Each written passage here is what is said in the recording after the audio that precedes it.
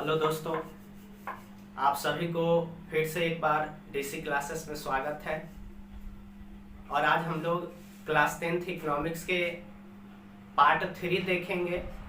Part 2 में हम लोग कहाँ तक देख लिए थे, तो विकसित और विकासशील देश में अंतर देखे थे, और उसके साथ साथ हम लोग डिस्कस किए थे आर्थिक वृद्धि और आर्थिक विकास पर। और लास्ट टॉपिक जो था पार्ट 2 में वो था आपका अर्थव्यवस्था या आर्थिक क्रियाओं के आधार पर अर्थव्यवस्था के कितने क्षेत्र होते हैं। तो हमने कल आपको बताया था पार्ट 2 में कि अर्थव्यवस्था के 3 क्षेत्र होते हैं। आज के क्लास में हम लोग देखेंगे सबसे पहले जो वहां पे आर्थिक विकास शब्द आया था, जिसके बारे में मैंने आपको बताया था कि आर्थिक विकास कहते किसको है।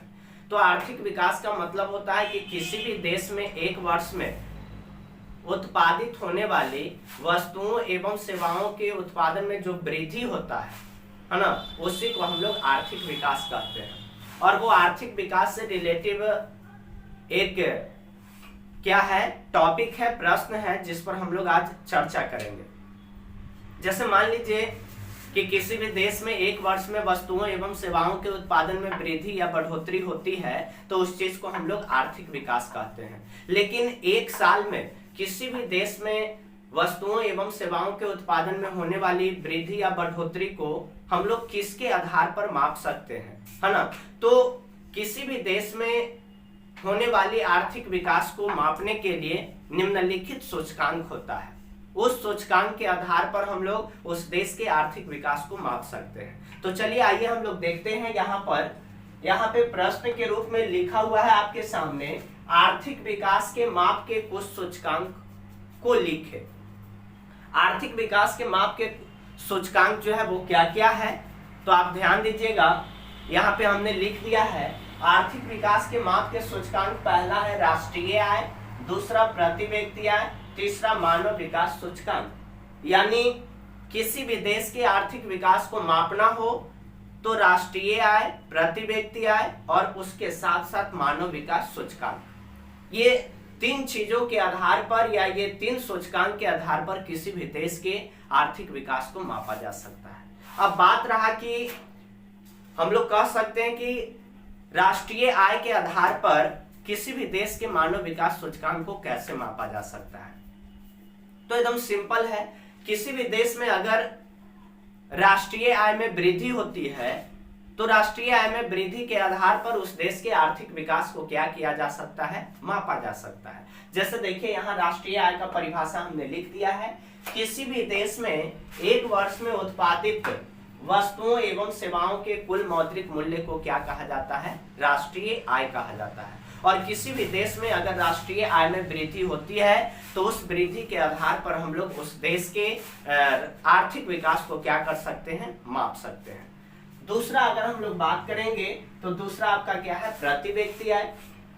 तो सेम कंडीशन आपको समझना है। किसी भी देश के प्रति व्यक्ति आय में अगर वृद्धि होती है तो उस वृद्धि के आधार पर उस देश के आर्थिक विकास को मापा जा सकता है। जैसे हम लोग देखते हैं कि इनकम हम सबका, जैसे प्रति व्यक्ति आय में होता क्या है, हम लोग का इनकम जैसे जैसे बढ़ता है वैसे वैसे खर्च होना क्या होता है ना, खर्च में भी वृद्धि हो जाता है।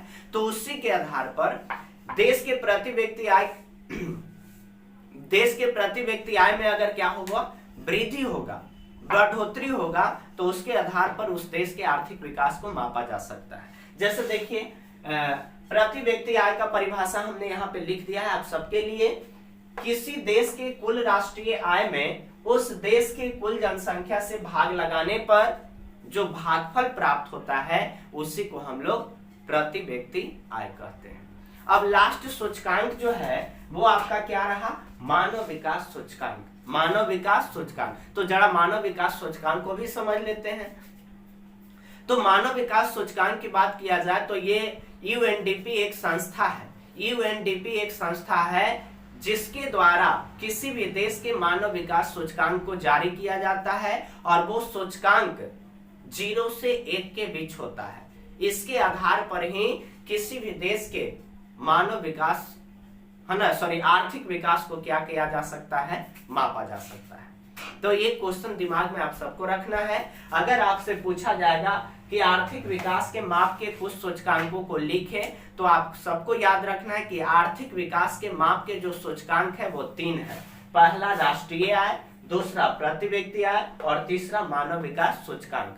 ये राष्ट्रीय आय में वृद्धि के आधार पर किसी भी देश के आर्थिक विकास को मापा जा सकता है। ठीक उसी प्रकार से किसी भी देश के प्रति व्यक्ति आय में अगर वृद्धि होता है तो उसके वृद्धि के आधार पर उस देश के आर्थिक विकास को मापा जा सकता है, और मानव विकास सूचकांक में वृद्धि के आधार पर उस देश के आर्थिक विकास को मापा जा सकता है। अब अगले टॉपिक की ओर चलेंगे। तो अगला टॉपिक है सतत विकास। ध्यान दीजिए, यहाँ पे अगला टॉपिक जो है वो सतत विकास। अब सतत विकास पे अगर हम लोग बात करेंगे तो सतत विकास का मतलब होता क्या है, वैसा विकास जिसका लाभ पीढ़ी दर पीढ़ी क्या होता हो, स्थानांतरित होता हो। देखिए यहाँ पे हमने लिख भी दिया है, वैसा विकास जिसका लाभ, है ना, वैसा विकास जिसका लाभ पीढ़ी दर पीढ़ी स्थानांतरित होता हो तो उसे हम लोग सतत विकास कहते हैं, है ना। वैसा विकास जिसका लाभ पीढ़ी दर पीढ़ी स्थानांतरित होता हो और वो हम सब के लिए प्रकृति के द्वारा निःशुल्क में बनाया गया हो। जैसे देख लीजिए, हमने यहाँ पे लिख दिया है, हवा, जल, प्रकाश, है ना, पेड़ पौधे, ये सब के सब जो है सतत विकास है, जो प्रकृति के द्वारा निःशुल्क में बनाया गया हो और वो हम सबके आवश्यकताओं को पीढ़ी दर पीढ़ी पूरी करने में क्या होता है, सक्षम होता है। उसके बाद अगला टॉपिक जो है वो आपका क्या है, तो आर्थिक नियोजन है। अगर हम सभी आर्थिक नियोजन की बात करेंगे तो आर्थिक नियोजन का मतलब क्या होता है, तो आर्थिक नियोजन का मतलब होता है कि देश में उपलब्ध संसाधन, है ना, देश में उपलब्ध संसाधन का उपयोग आवश्यकताओं के अनुसार करना ही, देश में उपलब्ध संसाधन का उपयोग आवश्यकताओं के अनुसार करना ही आर्थिक नियोजन कहलाता है।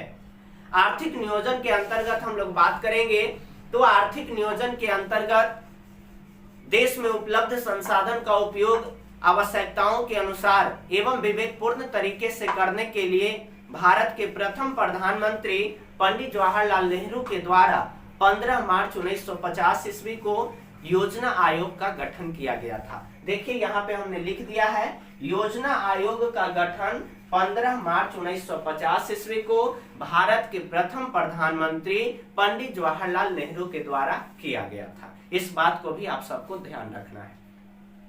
देखिए अगला टॉपिक है आंतरिक या आधारभूत संरचना से आप क्या समझते हैं। आंतरिक या आधारभूत संरचना से आप क्या समझते हैं, तो चलिए इसको भी हम लोग देख लेते हैं, समझ लेते हैं। अगर आंतरिक एवं आधारभूत संरचना की बात किया जाए तो आंतरिक एवं आधारभूत संरचना का संबंध वैसे सेवाओं एवं सुविधाओं से होता है जिसका सीधा संबंध देश के आर्थिक विकास में होता है। जैसे यहाँ पर हमने आप सबके लिए लिख दिया है, वैसा संरचना जिसका सीधा संबंध देश के आर्थिक विकास से होता है उसे हम लोग आंतरिक या आधारभूत संरचना कहते हैं। जैसे हम लोग बात करेंगे परिवहन, संचार, बैंक, स्कूल, है ना, अस्पताल, ये सब के सब क्या है, तो आंतरिक एवं आधारभूत संरचना का एग्जाम्पल है। तो आज के वीडियो में हम लोग यानी economics class 10th economics part 3 में हम लोग आज क्या देखे, तो आर्थिक विकास के माप के कुछ सूचकांक देख लिए। उसके बाद जो है सतत विकास को हम लोगों ने देखा, आर्थिक नियोजन क्या है इसको देख लिया, और लास्ट में आंतरिक या आधारभूत संरचना से आप क्या समझते हैं। तो यदि हमारा वीडियो आप सबको अच्छा लगे तो प्लीज चैनल को सब्सक्राइब और वीडियो को लाइक करना न भूलें। और इसी तरह से हम आपके लिए, आप सबके लिए पर डे जो है पार्ट बाय पार्ट बनाकर और वीडियो को अपलोड करेंगे और ज्यादा से ज्यादा इसको आप लोग शेयर करेंगे, है ना। तो चलिए आज तक इतना ही, और इसको आप एक बार स्क्रीनशॉट ले लीजिए ताकि आप सब इसको नोट कर सके कॉपी में। चलिए स्क्रीन